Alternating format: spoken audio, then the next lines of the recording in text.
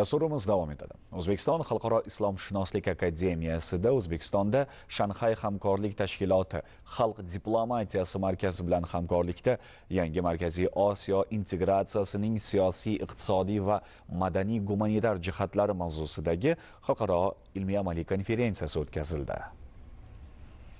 O'zbekiston 2030 strategiyasini tasdiqlash to'g'risidagi prezident farmonida Markaziy Osiyoda amaliy hamkorlikni yangi bosqichga olib chiqish vazifasi belgilangan. Negaki bugungi global tahdidlar, geosiyosiy o'zgarishlar va mintaqaviy muammolar Markaziy Osiyo davlatlari o'rtasidagi hamkorlikni yanada kuchaytirishga undaydi. Aynan shu ustuvor yo'nalish doirasida tashkil etilib, mintaqadagi siyosiy, iqtisodiy va madaniy integratsiya masalalarini ilmiy asosda muhokama qilishni maqsad qilgan konferensiyada mavzuga doir dolzarb masalalar haqida so'z bordi.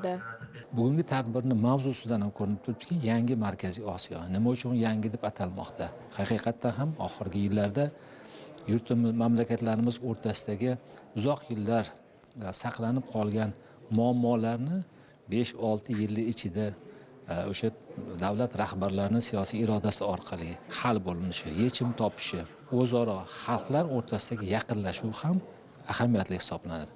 Shu bilan birgalikda qator takliflar ilgari surilmoqda, ya'ni Markaziy Osiyo mamlakatlari o'rtasidagi do'stlik aloqalarini bong urib faqat maqtashda emas, balkim uni tendensiyasini ushlab qolish, uni yosh avlod vakillariga yetkazish. Konferensiyada offlayn va onlayn formatlarda respublika va qo'shni davlatlardan olimlar, tadqiqotchilar, magistrantlar va mutaxassislar ham ishtirok etishib, mintaqadagi hamkorlikni rivojlantirish, taraqqiyot va farovonlikni ta'minlashga qaratilgan ilmiy nazariy yondashuvlar va mavzuga oid amaliy takliflarini o'rtaga tashlashdi. Ta'limda, ilmiy va ijtimoiy sohada samaradorlikka erishishga undagan mazkur tadbir ishtirokchi talabalarning siyosiy, huquqiy bilimlarini oshirishga va xalqaro munosabatlar borasida ilmiy aloqalarni rivojlantirishga xizmat qiladi.